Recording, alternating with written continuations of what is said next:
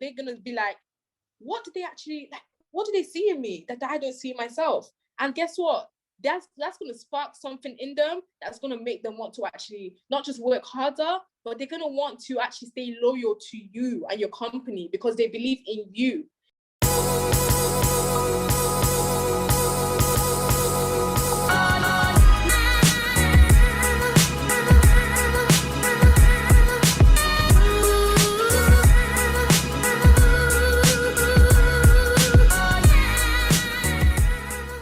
Welcome back to Gen Z Talks for the latest episode of Gen Z Talks around the world.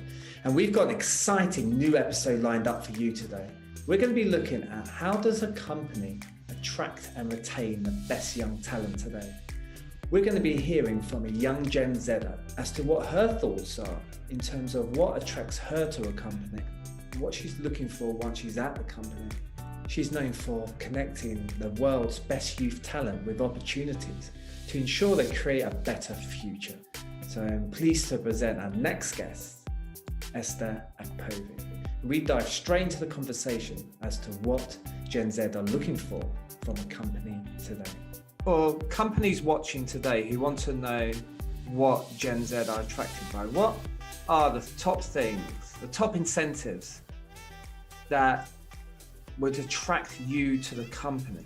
I would say 1, travel freedom. So as a remote worker, I really love to travel. So I want to be around an environment that not only sponsors my traveling, but also enables me to travel. Like if that's going to traveling to other branches to have meetings or whatever, that is fun. We love to travel, you know.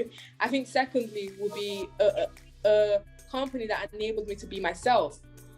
Really and truly, if I'm being honest, as an avid fashionista, I do not want to be sitting on Zoom meetings with a suit on. Like, I would not want to work in a workplace that doesn't allow me to be myself. So what fashion policies are you putting? Are you telling me I have to have my hair in a certain way? If I'm attending Zoom meetings, if I'm meeting clients, do I have to wear a stuffy suit? No offense to anyone who loves suits, because I understand workwear. Like, you know, I have a friend who loves the space, but I'm more so about like individuality. I feel like I respect what people wear. You know, if suits is your thing, that's fantastic. However, it's not my thing, not all the time. I just wondered, you know, from what you're seeing, do Gen Z, you know, prefer face-to-face contact and being in an office? Or do you think, you know, the majority are the same as you? They want to be remote, free and traveling? Well, what you kind of This is interesting. I did a survey about this, actually. I researched into this space earlier on in the pandemic last year because I was like curious. I was like, what is everyone thinking? So I think that Gen Z are, I think it differs. Some people don't, some Gen Zers hate remote studying and remote working. Some like myself have been praying for this. So I'm so sorry if my prayers were answered and it's affected you. My apologies. But yeah, like I've wanted, because a lot of entrepreneurs, like you know, for example, some ventures I'm working on is more productive. Why do I need to see you and travel across the world or travel across the city when we can just have a 1-hour call on Zoom? And it will save me 3 hours of traveling. Let's be productive, please, efficient. It's 2021. What about sorry to jump in, what about the soft skills though? Like the soft skills that are developed in the workplace and through being around older experienced leaders who, you know, develop these soft skills over a number of years. Do you think that Gen Z will be missing out on the opportunities to develop soft skills by having to work remotely and, you know, not being included in discussions that they would have been in the office? Because I learned a lot from being in the office and hearing conversations of senior managers around me, and it really helped. How about you just add them? How about you just get their email and add them to the senior meeting? Because you have like the leadership meetings and conversations bi-weekly or monthly. Add more of your Gen Z employees into it. and let them learn, because at the end of the day, you will be doing yourself a disservice as a company if you're not actually. Why would you want your staff to grow?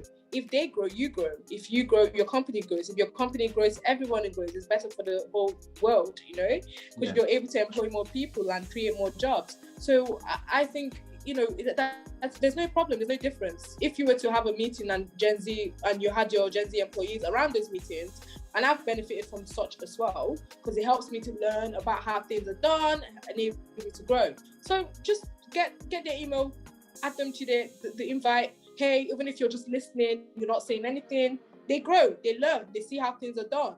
Then guess what? When you're looking for someone who you to level up to another job, because you might have to do a greater capacity of things, you can now say, oh, hey, Gen Z that I invited to my meeting that has now learned more. Please, I would like you to consider you for this role, because now you've learned more and you've upgraded yourself. When it comes to the subject matter of soft skills, I think that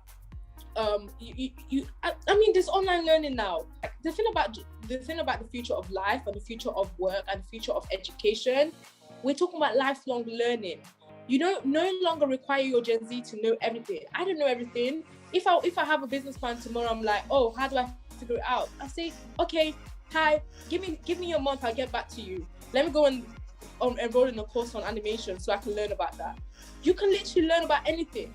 Anyone can learn. Boomers can learn. Gen X can learn. Gen Z can learn. Gen Alpha can learn. Gen Beta will learn. So it's like lifelong learning, soft skills online. I can't lie, you can expand your network, because most of the reasons from my research I conducted, Gen Z, like institutions like Harvard, Princeton, all of this Ivy League or Russell Group, people go there for the access to a network pool.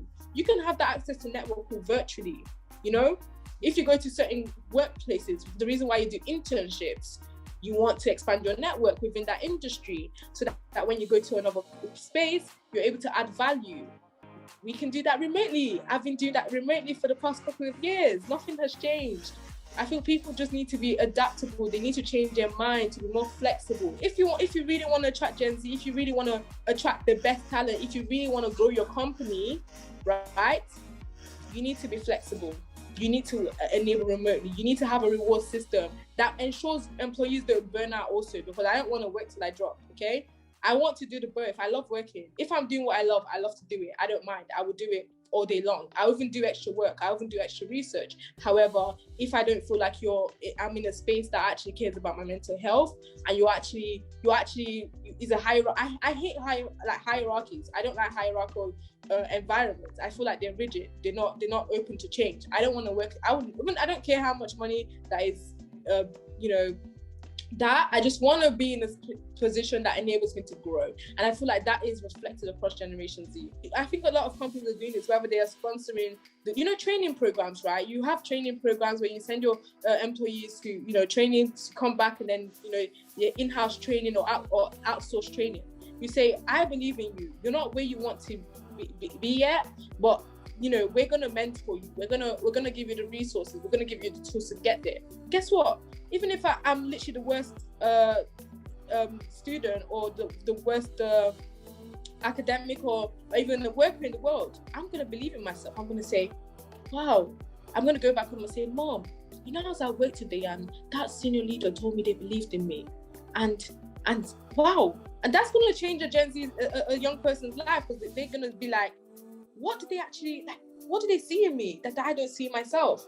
And guess what? That's going to spark something in them that's going to make them want to actually not just work harder, but they're going to want to actually stay loyal to you and your company because they believe in you, right? So I feel like when it comes to don't manage us. I do not want to be managed. Please don't manage me.